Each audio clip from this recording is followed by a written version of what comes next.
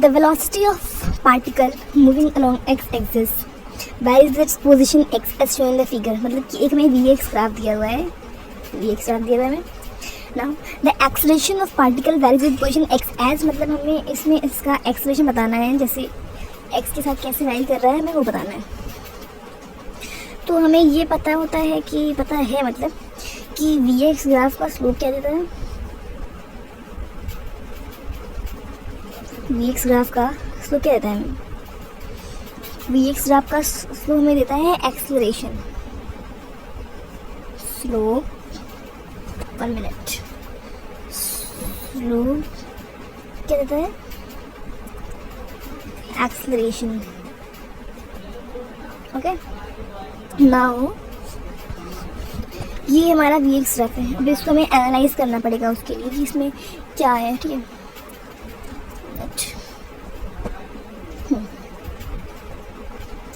अब हमें और स्लोप कैसे निकालते हैं? स्लोप निकालते हैं tan थीटा से। tan थीटा इज स्लोप, और स्लोप क्या देता है? एक्सेलरेशन। तो हमें यही पता होना चाहिए कि एक्सेलरेशन जो होता है वो क्या होता है। Acceleration is equal to v dv upon में dx। अब जो यहाँ पर जो ये दिया हुआ है ग्राफ, इस पे थीटा क्या होगा? क्योंकि ये नेगेटिव है तो इसका थीटा नेगेटिव इधर से काउंट करेंगे, क्लॉकवाइज जाएगा, तो थीटा जो हो जाएगा इसका वो नेगेटिव हो जाएगा, नेगेटिव में। अब ये है हमारा एक्सेलरेशन, और एक्सेलरेशन ही क्या है? स्लोप है। तो इससे हम tan थीटा के इक्वल कर सकते हैं, नहीं कर सकते? नहीं, इसे नहीं देंगे। हमें पता है कि किसी भी ग्राफ का स्लोप क्या होता है, जिसे हमें इस पॉइंट पर निकालना है स्लोप, तो हम इसकी छोटी से छोटी वैल्यू को क्या मान लेंगे? मतलब इस वैल्यू को मान लेंगे dy और इस वैल्यू को मान लेंगे dx। तो छोटी से छोटी वैल्यू को हम लोग अज्यूम करके स्लोप निकाल नहीं सकते हैं, dx बाय और उस वैल्यू को dy। तो dy बाई dx क्या हो जाएगा? किसी भी इंस्टेंट का स्लोप हो जाएगा dy बाई dx।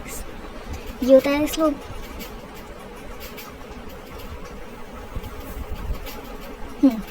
और इस vt ग्राफ का स्लोप क्या होता है? वो होता है dy जगह क्या है v, और x जगह क्या है t। ये हो जाएगा vt ग्राफ का slope, slope of vt graph. Now do we know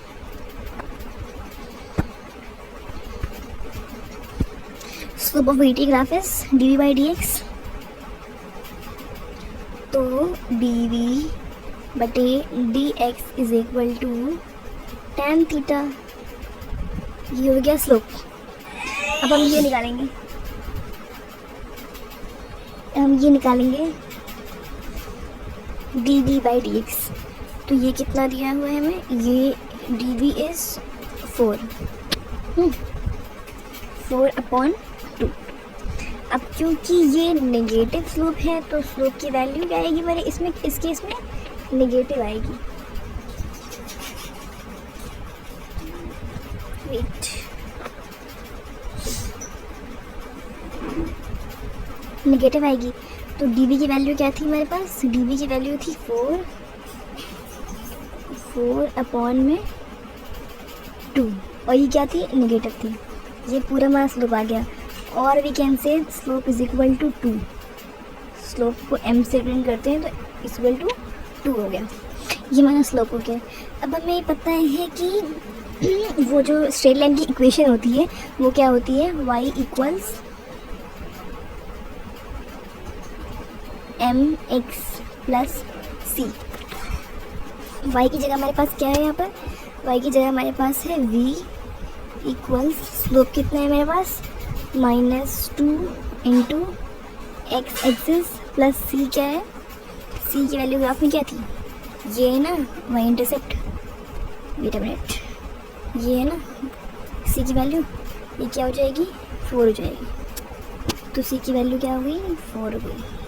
तो इसको अगर हम लोग लिखेंगे v इक्वल्स -2x + 4, ये हो गई हमारी v की वैल्यू। अब हमने स्टार्टिंग में क्या देखा था, ये v की वैल्यू गई। हमने स्टार्टिंग में क्या, हमें चाहिए क्या एक्सेलरेशन। स्टार्टिंग में हमने देखा था कि एक्सेलरेशन जो होता है हमारा जो एक्सेलरेशन होता है वो क्या होता है v dv/dx। सो हमारा एक्सेलरेशन क्या हो जाएगा, acceleration is equal to v dv/dx। dv/dx की वैल्यू क्या आई थी -2, ठीक है, ये dv/dx था ना, dv/dx की वैल्यू क्या आई थी -2।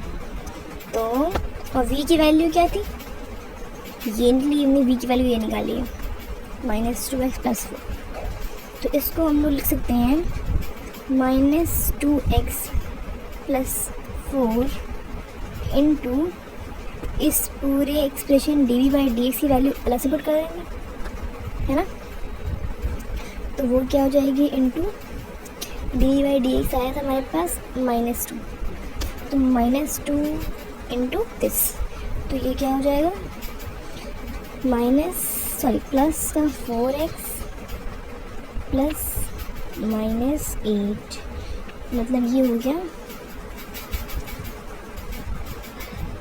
फाइनल आंसर जो इसका हो गया वो हो गया +4x -8।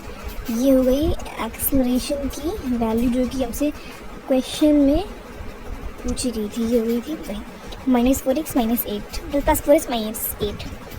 तो एक्सेलरेशन वैल्यू कहाँ पर मैच कर रही है हमारी, ये मैच कर रही है 4th ऑप्शन में, that is 4x -8, this is the correct option. Thank you.